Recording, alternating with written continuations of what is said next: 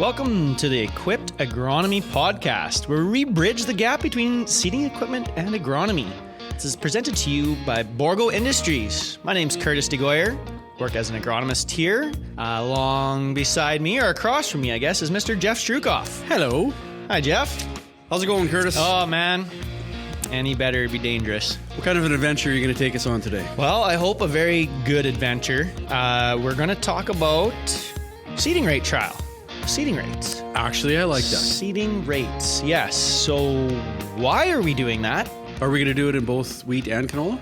We are going to do it in both wheat and canola. Okay, good. That is that is good, I think. It's going to be interesting because we've got 3 years of data on this. Mm-hmm. And where it kind of came from, actually, in canola, seeding rate trials in canola started about 6 years ago, really, when we were I was going to say, I think we have a little bit more experience than 3 years, but we have 3 years of formal trials. Yeah. Which came out of some of the stuff that we were doing when we were singulating canola. That's exactly it. It came out of the singulation stuff where we had the same opener, the same drill, the same fertility package, and we just wanted to test, can singulation benefit a canola crop versus just volumetrically metering. Mm. And we've talked about this before in another episode. You'll have to look back to go take a look. Well, I think a lot of that came from, talking at trade shows and stuff like that, where, guys are talking about planters and the fact that they cut the rates on their canola, but they never compared with a volumetric seeding tool, cutting the rate with it the same as they would do with the planter. So it's kind of like, well, why don't you cut the rate with your volumetric seeding? Exactly. Well, can't do that. Well, that's where it all started, and we did it, so that's good. Yeah, and so we're going to leave the singulation portion alone, I think. We've kind of, I would say, almost kind of put that to bed. I would agree that we did definitely put that to bed. Arguably, there might be some other case to be made, but for this here, we're just going to talk about volumetric metering and seeding rates in canola and in wheat, and then what kind of happens, what we've seen, where we think that this might be a benefit, or I guess just understand it and how it affects the crop, because this information I find is also plays a role in not only the seeding rate. That's one way to get to plant stands. Yeah. Like your plant stands out there, right? You lower your seeding rate, you're going to get lower plant stands. Well, there's other ways to get to a lower plant stand, like, fertility. We've done a lot of fertility trials, right? If you zap a whole bunch of seed with fertilizer, well, then you're going to get a lower plant stand out there. Yeah. Well, now we can kind of just see what that lower plant stand does in compared to, the actual fertilizer or where the placement of that is. It really takes that out of effect. It's just, let's just focus on the plant stands alone, and that can maybe offer some insight. Yeah. So that's the plan. So we've got our 30-foot trials out there, and the way we set that up was, the very typical seeding rate is 5 pounds per acre. Always kind of has been. I know that we've, now we've got the, different seed size, and, we seed accordingly in canola, and it's written on the bags, and, you can adjust that way. So we have 5 pounds, and then we cut that down to 2.5 pounds. So in half. Mm-hmm. Some years we're at the 5 pounds, we're looking for 10 seeds a square foot. And that's probably the more important metric to really talk about. 10 seeds a square foot, and then 5 seeds a square foot. And then we go to 2.5 seeds a square foot. So it's approximately 5 pounds, 2.5, 1.2 pounds. Yeah. Right? For all intents and purposes out there. So let's just talk about this year, I guess, right? We'll start off with this year. 2024 canola trial results. We're going to start getting into this year's trial results. And this is going to be the first one of those. What did we find out there? Well, first of all, you got to talk about just a smidgen on the weather. We had lots of moisture early on, May and June. We had up to, how many? We had a boatload of rain in May and June. Yeah. And then the tap shut off. And then it shut off. And then the heat cranked up. And then the heat cranked up. And that was probably can be the bigger factor when it comes to, heat blasting and basically, that's what's going to limit the canola crop a lot of times. It's the heat, not the lack of moisture. The seeding rate definitely influences flowering timing. So, yeah. Exactly. Every year. So what do we see? I guess let's dig into that. It's, This is interesting because I'm happy that we've actually done this for 3 years, but we've seen this from before because you and I both know I've lost a lot of money and I've actually had to eat somebody's shorts if I ever get confronted over that because I bet a little bit too heavy. But it's nice having long-term numbers because you definitely see some trends. But the long and short of it is generally the heavier you seed, the faster the canola goes into flower and it comes out of flower sooner. And the lower seeding rates definitely cause it to branch and it delays flowering for a period of time. And it actually seems like it flowers later as well.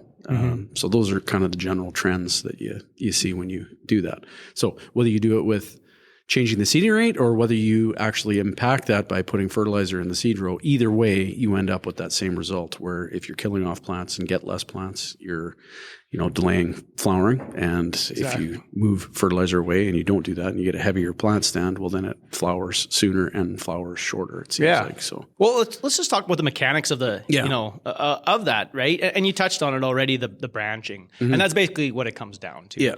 Higher plant stands, typical of a higher seeding rate or, just higher plant stands will leave you with a smaller stemmed less individual branches. Plant, Yeah. right? So you'll have more plants, but they'll just be smaller. Yeah. Right. And so when that happens, exactly. It comes up, it flowers. Well, there's not so many of these other branches coming off that are flowering later. So now the whole crop kind of just flowers at once and then it comes out, right? And that's it.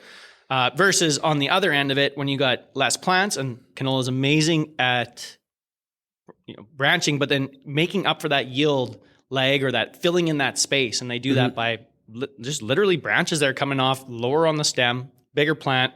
And then they, that's what takes so much longer for that to get into flowering. And why, to your point, the flowering window is so much longer, right? You have the early stems that started to flower. Well, now you got to wait for those later ones to continue to flower and get to that point. So my question to you, Curtis. I'm ready. It goes into flower at different stages and different things happen, everything like that. How does it impact yield? This is where I've lost money. Yeah. So it changes this is what I've seen anyway, right? It changes that flowering window. So we've already talked about how it changes that. And we also just briefly mentioned about the heat blast before, right? So if we change that seeding window or that flowering window earlier or later, depending on the season, it's depending on the seasons. We've had years where later flowering was beneficial because it missed a bunch of heat that, maybe at the end of June or something like that, right? And it just missed some high heat days and some of that heat blast. Or the other way around, the earlier seeded stuff, or I keep saying earlier, the higher rate, the more plants, so it made the flowering earlier, shifted that window ahead. Well, then if we had some late July heat or something like that, well then, it was already up and gone versus the stuff that straggled around. Well, it got blasted then. So it depends. It depends. And it depends on moisture too, actually, because I know like when we have the heavier seeding rates, usually on moist years, heavier seeding rates tend to do better. So heavier seeding rates on moist years tend to do better. Why do you think that is? I don't know. Actually, better access to nutrients a little bit deeper in the soil profile because the top inch on dry years generally is where it gets dried out. And if you have more plants and more access, maybe you get more yield. I don't know. Just like in the wet years? In the wet years, yeah. So you have more plants or smaller plants. Yeah. I guess, could it be, like along the lines of, well, the plant doesn't have to put so much energy, call it nutrients, into building this big plant, big rooting system because it's got it all there. If it's a wet year throughout the whole year. Yeah. Right. And then, it just goes towards yield, right? But maybe. Conversely, on a dry year, it seems like, to me anyway, lower plant stands or seeding at a lesser rate on a dry year seems to do better. Bigger plants, bigger root structure, goes deeper in the soil. It's kind of what we've seen anyway. That's exactly it. And it is amazing where if you just take a step back and 5 pounds has always been kind of the go-to for seeding rates. Guys are with 4, 3, maybe 2.5 if you're, planters. Well, we went to 1.2 pounds. Low, very, very low. All 3 years. I guess I don't have the average of it, but one year in 2022, the lowest seeding rate yielded less than the higher seeding rate. In 22, that was a good year. That was a good year, yeah. That was pretty wet. So to the point of more plants, kind of a little bit more yield. Then in 23, not a wet year, a very dry year. Yep. Right? The lower seeding rate, 1.2 pounds, out yielded the 5 pound seeding rate. So yeah, like to the tune of like 35.9 to 30 bushels. Like not nothing, right? It's pretty impressive actually for that few plants. Right. But it just kind of goes to show that, you don't necessarily have to seed as heavy as we have been in history. Oh, you got seed guys coming after you. Oh, I know, right away. I know. Well, hey, we're not supposed to not be controversial, I guess. Yeah. But it is interesting. Facts speak. So that's just the way it is. 1 year high rate was better, 1 year low rate. Well, this year, 2024, again, we had lots of rain earlier on, and then the tap shut off. So it was kind of, we had rain, we had moisture, but it early front loaded kind of thing. And actually in this one, the mid seeding rate was technically the highest, right? So that was 5 seeds. Or and we had 2.5 pounds, 5 seeds. 2.5 pounds, 5 seeds. We got close to 4 plants a square foot. And that was our highest one this year, right? So it's kind of, man, do we shoot for the middle, right? And that's kind of what we've been doing on the rest of the farm, to be honest with you. I got some plant stand stuff back. And last year, I think on average it was between 2.85 and 3.1 pounds that we seeded the farm. Right. Yeah. Per acre. Because I think we're shooting for what, like 6 seeds? Five and a half. 5.5 seeds. Yeah. Okay. Yeah. And hoping to get that. And I guess to that point about, just cutting seed rates blindly isn't necessarily a good thing. You definitely need to know what your mortality is going into that, because when you're seeding with TKW, that's one of the factors that you can just randomly change on your seeding rate calculator, but you really have to know. So it's important that you go out after you seed, count your plants, figure out where you're at. Yeah. So you know what that factor is. Like the mortality factor. The mortality factor is very important to know. And that is where we really talk a lot about, fertilizer placement, burn. That's why we do a lot of the trials, is that, okay, so we can get pretty comfortable when we know our drill or what system we're using. And we know some are going to be, better than others in different placements, right? But if you just know that you've got 20% mortality year in and year out and you're confident kind of thing, then you can really start to adjust. You can dial it in. And dial it in. Exactly. Yeah. Like I said, I got some plant stuff back. We've got, the SWAT cam out there, and there is some, so right now it takes over the whole quarter, right? It's not just little patches in the field, right? It's the whole thing. And as you're spraying, it's snapping pictures as you go. And exactly. It does the counting for and, you. it was neat to see. And we went right in that 4 to 4.2 plants a square foot. I don't even know if you've seen that yet. I don't know. Did you? I was looking at it actually this morning. Well, there you go. So it was like, okay. So we're obviously kind of getting her dialed in there a little bit. Yeah. So yeah, it was a scary thing to do it on the farm for the very first time, but it was nice having the results to actually back up what the final decision was. But it still gave you that unease. It's like, I don't know if that's a good idea. But what is this, like our 4th year with this, or 3rd year with this drill? It's where we're down to with that Trimax there. And, I'm quite comfortable seeding at those lower rates. If I don't think you go at it blindly either. Like when you do have less plants per square foot, there's a few management things that you have to keep in mind. Like road closure is going to take a little bit longer. You may be tied into a dual shot two-pass herbicide application. You might not get away with just one. But Jeff, definitely can't lose any to bugs. So you got to be on top of that. What about the flea beetles? Yeah, that's like the number one question. Not thrown back, but question, and it's a very good question.